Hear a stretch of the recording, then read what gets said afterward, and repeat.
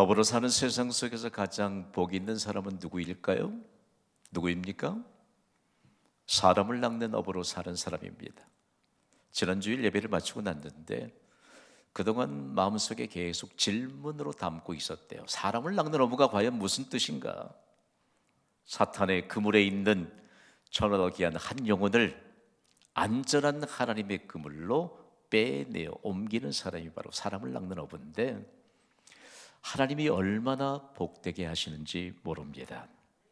오늘 우리가 믿음의 비밀을 전수받아야 되는데요, 사람을 낚는 어부는 하나님이 직접 다루십니다. 지금부터 말씀의 주의를 깊게 여러분 가져주시고 순수한 복음을 믿음으로 받으시길 바랍니다.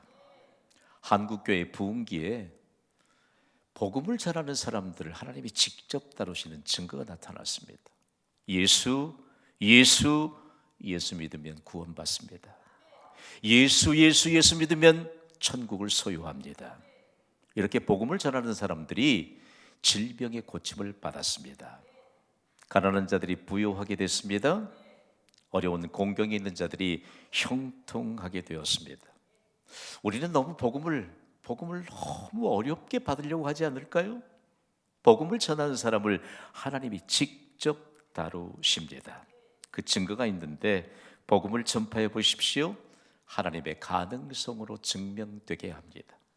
우리가 베드로라고 하는 인물을 계속해서 살펴보고 있잖아요. 베드로를 연구하면서 충격이 된 것은 그는 사람을 낚는 업으로만 살았습니다. 살기 전에 그냥 물고기를 낚고 물고기를 잡아서 판 돈을 의지하며 산 사람이거든요. 제법 그가 여러 척의 배를 가진 선주였고, 그리고 지금도 갈릴리 지역에 가보면 베드로가 살았던 집은 저택입니다. 그러니까 자신을 의지하고 돈을 의지하고 자신이 가지고 있는 모든 것을 의지했던 사람인데, 그가 비로소 사람을 낚는 업으로 부르시고 이처럼 기적의 그물을 끌어올리게 하신 예수님의 비상식적인 명령에 순종하면서부터 사람을 낚는 업으로 살아갑니다. 이때부터 베드로를 하나님이 높여주시는데, 베드로 자신이 자신을 발견하는데 그 전에 돈과 자신을 의지했던 베드로가 이제는 불가능이 없인 하나님을 신뢰하며 삽니다. 삼부 예배자 여러분, 하나님께는 불가능이 없는 줄 믿습니다. 이 사실을 믿고 예배하는 자들에겐 생명력이 넘쳐요. 하나님께 불가능이 없습니다. 그 자신을 발견하는 것이 오늘 우리가 받아야 될 은혜입니다. 불가능이 없인 하나님을 의지하는 목사로부터 모든 성도들에 이르기까지 불가능이 없인 하나님께서 우리의 중심을 보십니다. 예배는 우리의 중심을 드리는 시간이거든요. 예배는 요식적인 행위가 아닙니다, 여러분.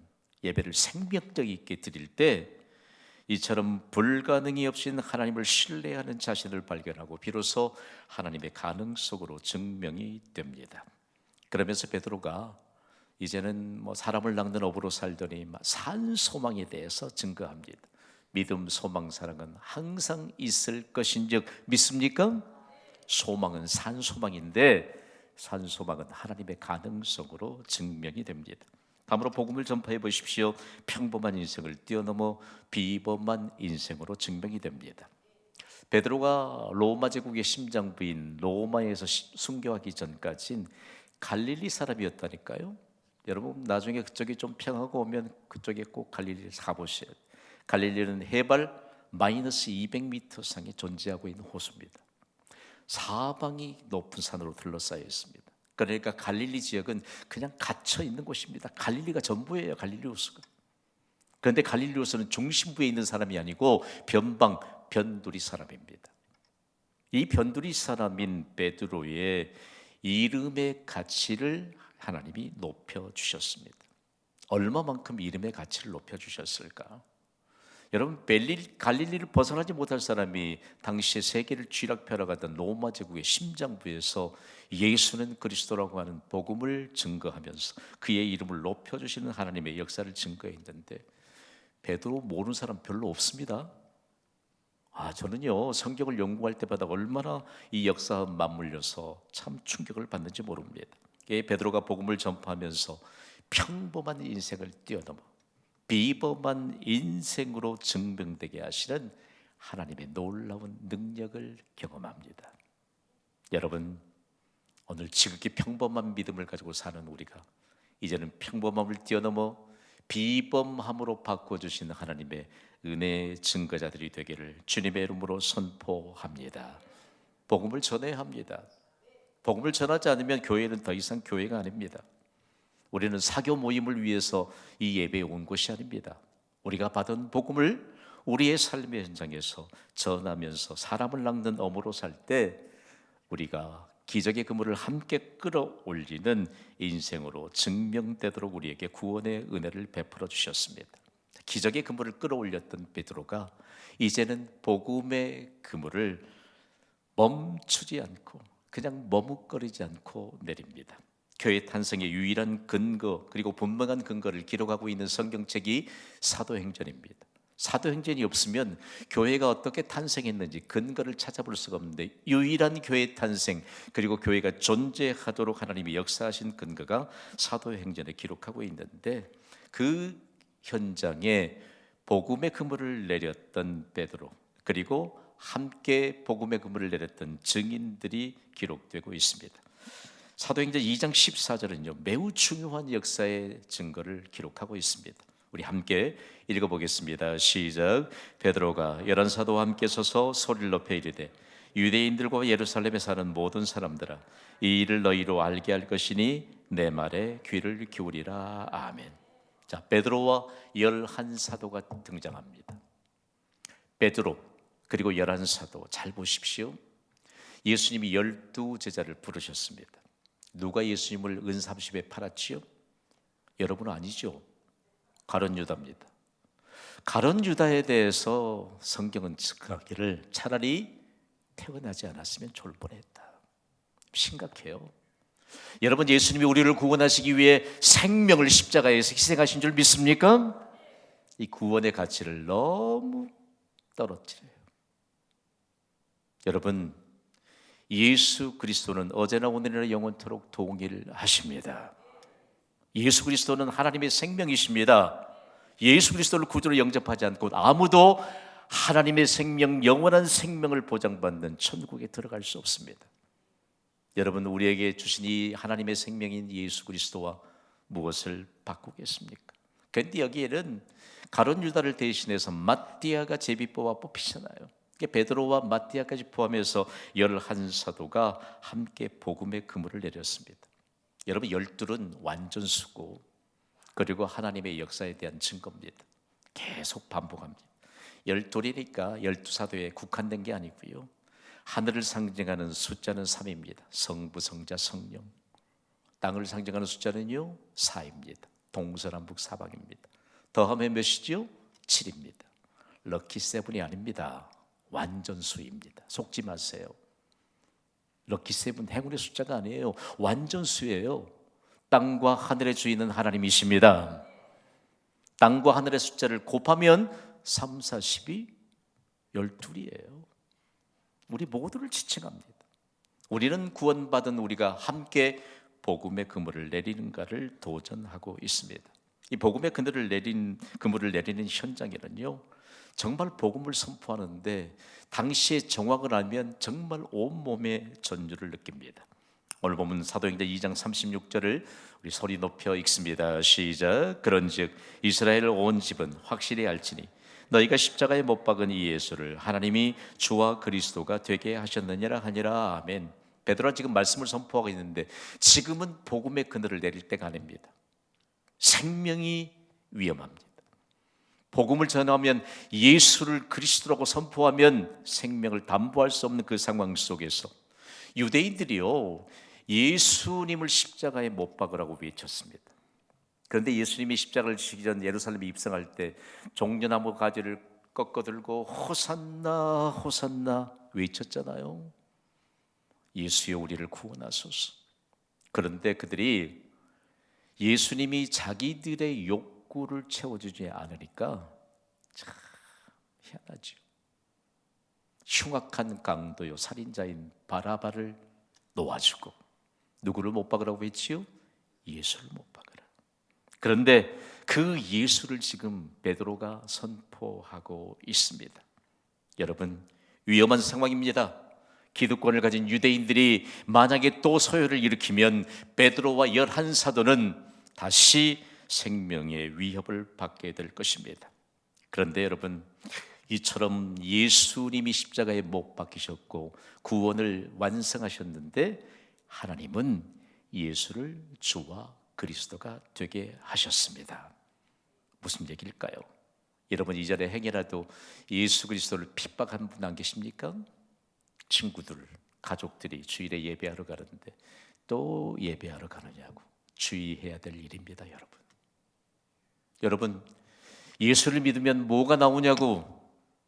나오다니요, 나오기만 하다니요. 인생이 바뀌는데 아무도 동의를 안 하십니까? 인생의 차원이 달라집니다.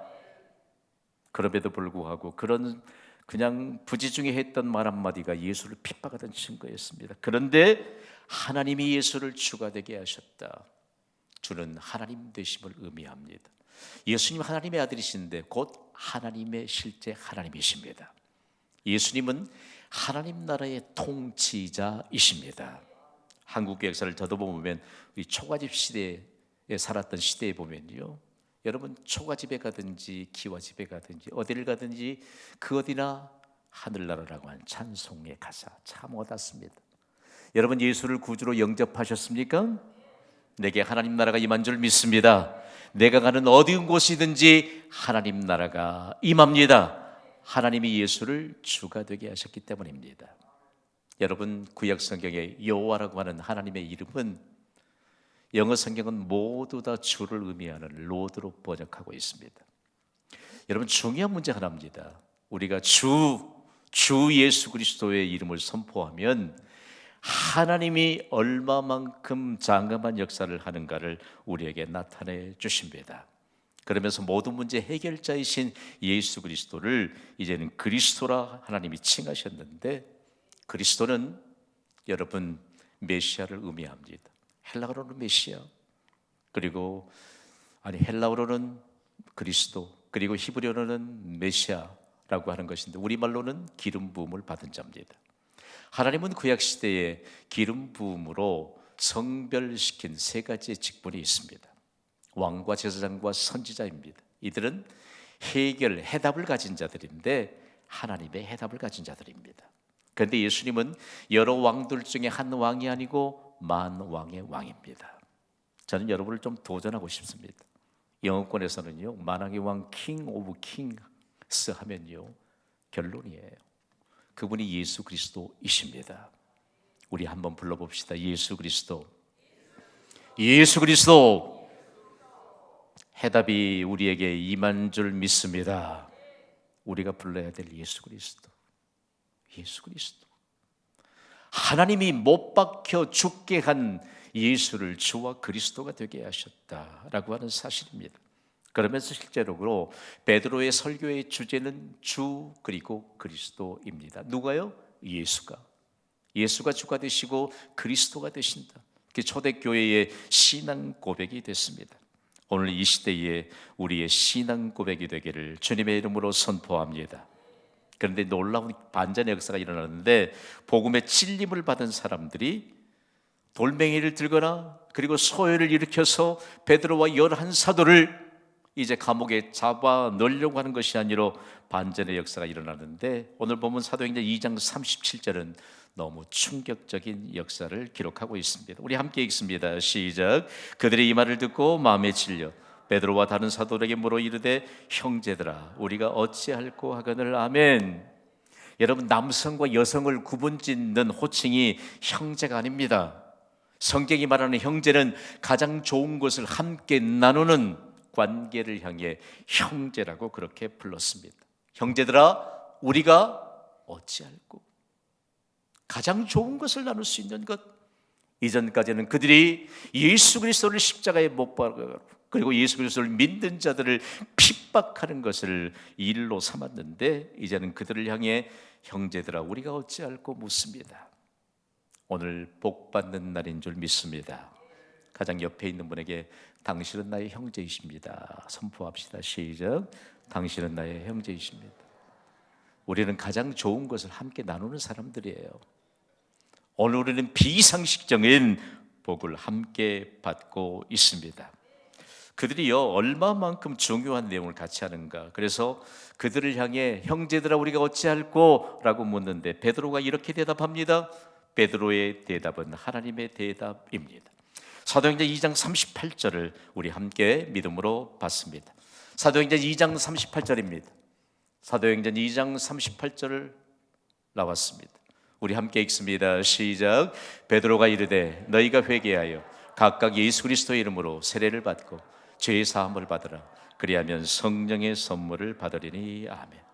이 말씀은요 우리가 믿음으로 받을 때 효력이 나타납니다. 베드로의 대답이 누구의 대답이라고 그랬지요? 하나님의 대답입니다. 예수를 십자가에 못 박으라고 외쳤고, 그리고 예수님이 십자가에서 못 박혀 죽으심으로 인류 구원의 완성에 대한 증거가 되셨는데, 예수를 핍박했던 그들이 예수의 이름으로 회개해야 합니다. 핍박했던 그들이 예수의 이름으로 세례를 받아야 합니다. 그리고 예수의 이름으로 죄 사함을 받아야 합니다. 정리합시다. 여러분, 예수의 이름으로 회개하고 그리고 세례받고 죄 사함을 받는 자가 가장 복된 인생을 살아가게 될 줄 믿습니다.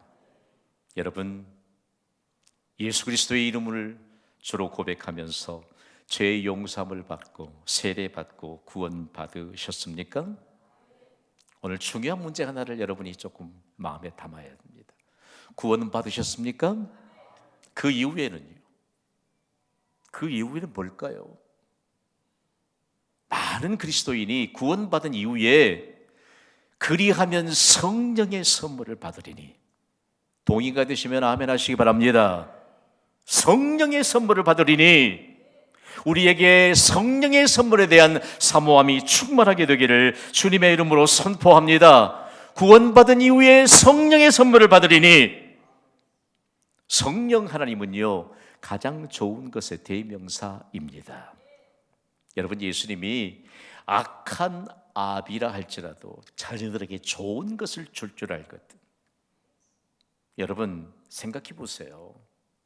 성령은 좋은 것의 대명사인데 좋은 것이라고 하는 이 말씀을 대신해서 예수님이 다른 복음서에는 성령을 주시지 않겠느냐. 여러분, 성령이여 임하소서. 가장 좋은 것을 주시는 하나님의 약속이 우리에게 있다는 이 믿음에 대한 고백입니다. 구원받은 이후에요 예배는 생명력이 있어야 되거든요. 저는 여러분을 도전하고 제가 어느 분과 함께 정말 마음의 아픔을 좀 나눴습니다. 이분은 무슨 할 일이 좀 있다 싶으면 예배 나와요. 못 견디겠더라고요. 용서하고 들으세요. 자기가 할 일이 없으면 별로 관심이 없어요. 중요한 교회 리더십인데 안 되겠더라고요. 기도 많이 하고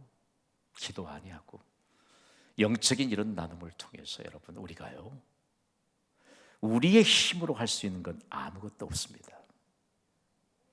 가장 좋은 것의 대명사이신 성령의 선물을 받으면 우리로 부담되는 모든 일들은 하나님께서 해결해 주신 놀라운 은혜가 임하게 될 줄 믿습니다. 이 말씀을 선포하는데 어떤 일이 벌어졌을까요?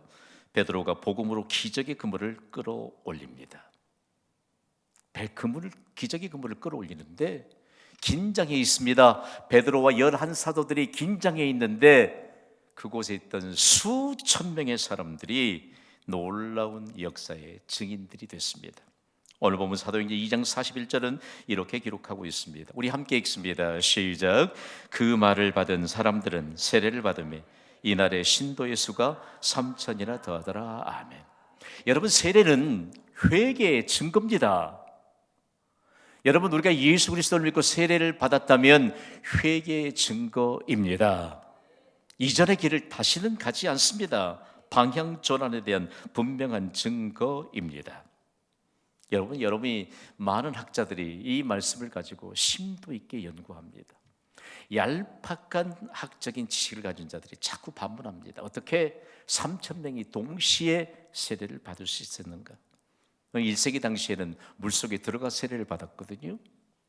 여러분, 그렇다면 과연 예루살렘엔 동시에 3천 명이 세례를 받을 수 있는 준비가 됐을까요? 준비되어 있었습니다.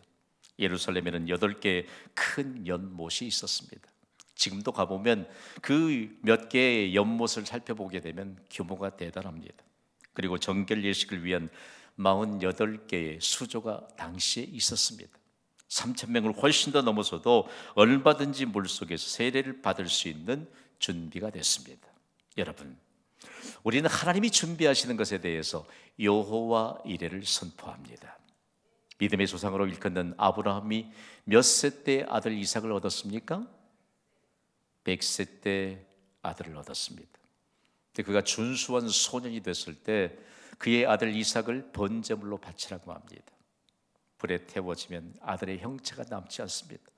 번제로 바치라. 그런데 비상식적인 하나님의 명령에 아브라함이 그의 아들 이삭과 함께 순종합니다. 그리고 하나님이 지시하신 모리아의 한 산으로 갔습니다. 나무 제단을 쌓고 이삭을 결박해서 이제는 나무 제단 위에 올리고 칼을 빼들여서 내리치려는 순간 하나님이 아브라함을 부르십니다. 아브라함아, 아브라함아, 이제는 내가 내 아들보다 하나님을 더 사랑하는 줄을 아노라. 할렐루야. 즉시로 그 현장엔 하나님이 예비하신 순양이 수풀에 걸려 있었습니다. 이삭을 대신해서 하나님께 번제를 드린 그 장소가 모리아의 한 산인데 하나님의 성전이 세워진 예루살렘입니다. 지금 베드로가 복음을 선포할 때 3천 명이 동시에 세례를 받았던 곳이 이 예루살렘입니다. 비상식적인 하나님의 명령에 순종합시다. 여호와 이레 하나님의 준비하심에 대한 증거가 분명히 우리 앞에 나타나게 될 줄 믿습니다. 이 믿음을 가져야 합니다. 오늘 이 시대의 가장 강력한 도전입니다. 세례는 회개의 증표인데 세례 받을 때 감격이 많이 사라졌을까요? 세례는 예수를 구주로 믿는 신앙 고백에 근거합니다. 그리고 삼위일체 하나님 성부, 성자, 성령의 이름으로 세례를 시행합니다. 여러분, 구원에 대한 확증입니다. 구원받은 이후에 가장 좋은 것을 주시는 성령의 선물, 하나님의 약속을 날마다 삶의 현장에서 경험하시기를 주님의 이름으로 간곡히 부탁을 드립니다. 1세기 예루살렘에서 3천 명이 동시에 세례받는 그 현장에 하나님의 영광이 가득했습니다. 오늘 이 시대의 경신교회로 말미암아 광주광역시에 하나님의 영광이 충만하게 되기를 주님의 이름으로 선포합니다. 이런 가슴 뛰는 역사가 있는 곳이 교회입니다. 그저 왔다가 그저 가는 곳이 교회가 아닙니다. 오늘 우리가 받은 이 구원의 역사, 그렇다면 우리는 결론의 메시지를 받아야 할 것입니다. 우리는 함께 기적의 그물을 끌어올리는 증인입니다. 우리는 기적의 그물을 함께 끌어올리는 증인일진데 저는 지금까지 경신교회를 통해 사역하면서 함께함이 행복인 것을 선포했습니다. 함께함이 행복입니다. 복 받는 비결 간단합니다. 교회가 사역을 선포할 때 함께하면 행복이라는 증거로 복을 받습니다. 몇 년 전에 한 여 집사님의 고백이 지금까지도 오래도록 기억에 남습니다. 그분은 학교의 교장직을 맡아 있는 분인데 우리 교회에 와서 그의 눈에 꽂히게 된 것이 함께함이 행복이라는 선언이었습니다. 학교 교장이기 때문에 그가 학부모에게 드리는 서신의 표지로 함께함이 행복입니다로 가장 먼저 첫 소대에 썼대요. 그 내용에 폭발적인 반응이 일어났다고 했습니다. 그는 실제적으로 153 기도회도 함께했고 153 전도회도 함께했고 그리고 새벽 기도부터 모든 사역에 함께하면서 기적의 그물을 끌어올린 증인으로 살았습니다. 그가 미국으로 이민 가기 전까지도요, 얼마나 녹록지 않는 그 상황 속에서도 기적의 그물을 끌어올렸는지 모릅니다. 여러분, 목사는 모든 사람을 복받도록 축복의 문을 열어주는 사람이 아닙니까? 함께함이 행복입니다. 주저앉지 맙시다. 우리에게 주신 비전을 함께 함으로 일어선 점대로 기적의 그물을 함께 끌어올리는 기적의 증인으로 살아갈 수 있게 되기를 우리 주 예수 그리스도 이름으로 축원합니다.